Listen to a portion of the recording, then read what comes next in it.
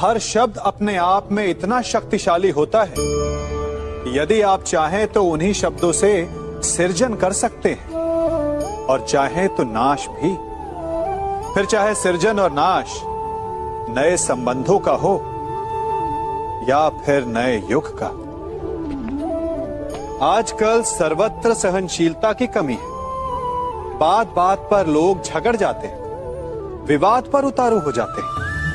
कारण शब्दों का प्रयोग। शब्दों का और वचनों का उचित प्रयोग करना सीखिए।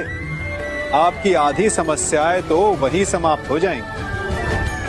शब्द हमारी सबसे बड़ी पूंजी, उनका सोच समझकर भली प्रकार उपयोग करना ही श्रेयस्कर है। जो शब्द की महिमा और शक्ति को पहचान गया, वो इस सृष्टि के आनंद को भी समझ गया।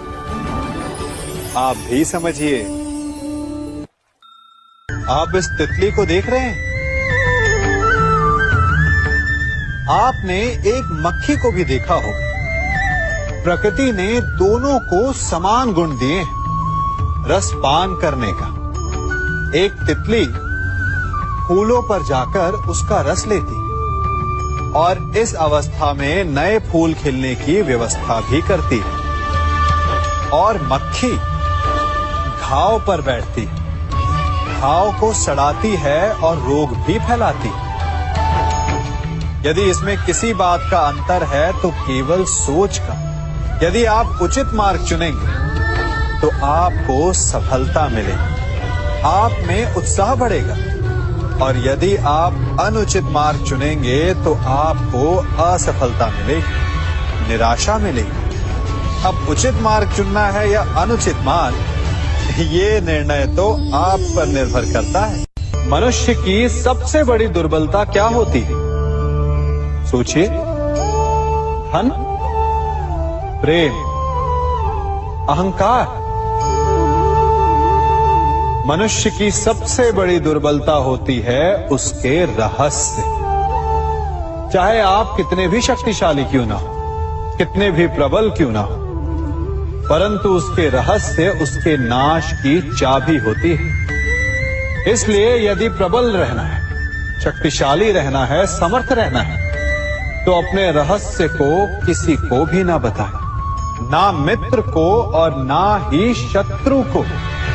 क्योंकि समय पड़ने पर कब कौन शत्रु हो जाए ऐसा कहना संभव नहीं।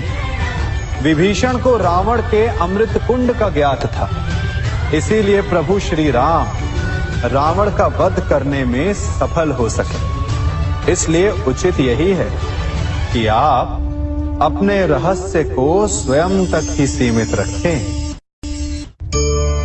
संगति या साथ, मित्र और साथी मनुष्य के व्यक्तित्व के लिए सबसे महत्वपूर्ण होते हैं। अब आप कहेंगे ये कैसे? मनुष्य अवश्य अपने व्यक्तित्व के लिए उत्तरदायी होता है, परंतु मनुष्य संगति में ना चाहते हुए भी उसका व्यक्तित्व संगत की भांति हो जाता है। इन पात्रों को देख रहे हैं?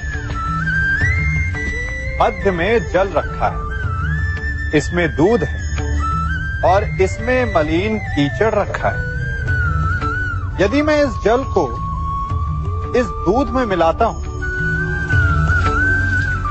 तो ये जल दूध बन जाता है, और यदि इसी जल को इस मलिन कीचड़ में मिलाता हूं तो क्या हुआ? ये जल कीचड़ बन गया।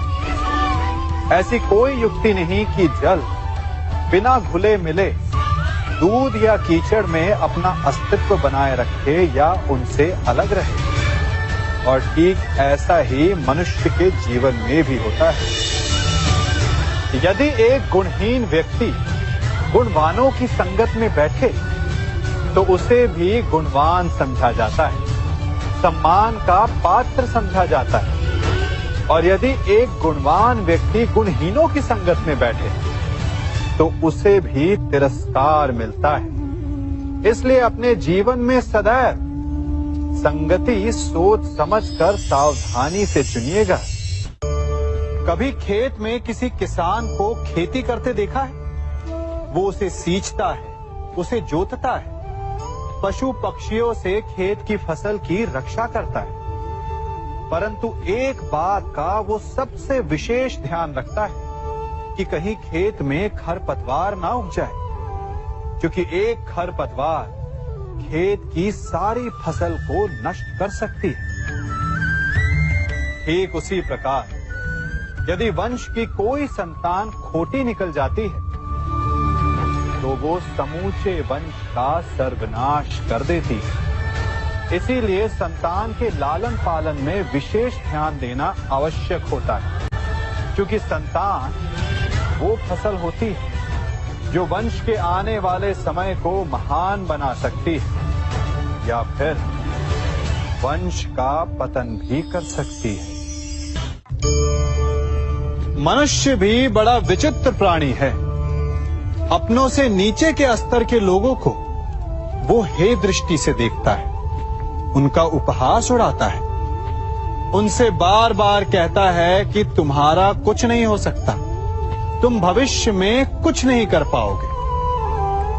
जब मनुष्य के पास धन संपत्ति मान होता है तो वो दूसरों का आदर नहीं करता, परंतु वो एक बात भूल जाता है कि उससे भी अधिक शक्तिशाली कोई अस्तित्व में है, और वो है समय। काल काल अपना चक्र कब बदलेगा ये कोई नहीं जानता। समय अपनी करवट कब लेगा ये कोई नहीं जानता। कोयला भी समय के साथ साथ हीरे में परिवर्तित हो जाता है। इसलिए जीवन में कभी भी किसी का भी उपहास नहीं उड़ाना चाहिए। देख रहे हैं इसे? ये रेत है। कहा जाता है कि इसे आप मुट्ठी में बंद करके नहीं रख सकते। क्यों? क्या इसका स्वभाव ही ऐसा है, या हमारे हाथों में इतनी सक्षम शक्ति नहीं कि इसे मुट्ठी में बंद करके रख सके, या फिर इसका स्वरूप ही ऐसा है कि ये फिसल ही जाएगी। कदाचित इसीलिए कहा जाता है कि आप रेत को मुट्ठी में बंद करके नहीं रख सकते, परंतु मैं आपसे कहता हूं कि आप रेत को मुट्ठी में बंद करके रख सकते हैं। कैसे? इसका उत्तर है, यदि आपके हाथों में पसीना हो तो आप रेत को अपनी मुट्ठी में जकड़ सकते हो। और पसीना कैसे आता है? परिश्रम से, प्रयास से। तो यदि आप परिश्रम से निकले पसीने से आप रेत को मुट्ठी में बंद कर सकते हो, तो ऐसा क्या है जो आप जीवन में परिश्रम से पा नहीं सकते? मान, सम्मान, धन, संपत्ति, बल, ये सब परिश्रम की उत्पाद है। हम कौन हैं? हमारा अस्तित्व क्या है? हम क्या हैं और क्या बन सकते हैं? ये बड़ा विचित्र प्रश्न है, परंतु उतना ही महत्वपूर्ण भी। मनुष्य सदा अपने वर्तमान प्रारब्ध के लिए अपने अतीत को उत्तरदायी ठहराता है, अपने जन्म को, अपने परिवार को उत्तरदायी ठहराता है। परंतु तनिक सोचिए, एक कमल जो कीचड़ में खिलता है, वही कमल भगवान की मूरत पर शोभित होता है। एक कोयला जिसे कोई भी शीघ्र नहीं छूना चाहता, परंतु वही कोयला धरा का ताप और दबाव सहकर हीरे में परिवर्तित हो जाता है, और वही हीरा मस्तक पर सुशोभित होता है। तो इन उदाहरणों का निष्कर्ष क्या है? इन उदाहरणों का ये निष्कर्ष है कि उससे कोई अंतर नहीं पड़ता कि आपने जन्म कहां लिया। आपके कर्म आपका स्तर निर्धारित करते हैं। हमने कहां जन्म लिया ये हमारे नियंत्रण में नहीं था, परंतु हम कब और कहां अपने जीवन की अंतिम श्वास लेंगे ये अवश्य हमारे नियंत्रण में होता है। तो कर्म कीजिए, अपने जन्म मनुष्य सदा भला बुरा, खरा खोटा, सत्य असत्य की बातें करता है। सत्य को अच्छा मानता है और असत्य को बुरा। परंतु क्या आपने कभी ये सोचा है कि प्रत्येक वस्तु, प्रत्येक भाव का एक महत्व होता है? दोनों ही एक दूसरे के पूरक होते हैं। यदि काला रंग नहीं होगा तो क्या श्वेत रंग की आभा का अनुभव होगा? यदि असत्य नहीं होगा तो क्या सत्य के महत्ता का ज्ञान होगा? यदि बुरा नहीं होगा तो क्या भले पर आपको विश्वास होगा? कुछ महत्वपूर्ण है तो दोनों के मध्य का संतुलन। बुरी से बुरी वस्तु, समय या भाव, कोई ना कोई स्वयं में शुभ छिपाए रखती है। कभी काले गरजते मेघों को देखा है? उसके किनारे भी एक स्वर्णिम आभा होती है। उसी प्रकार यदि आपके जीवन में बुरा समय आए तो आपको अपने सच्चे मित्रों की पहचान हो जाती है। तो बुरे समय में निराश ना हो, उसमें भी कुछ शुभ खोजने का प्रयास करें और धीरे धीरे सब कुछ आपके जीवन में स्वतः शुभ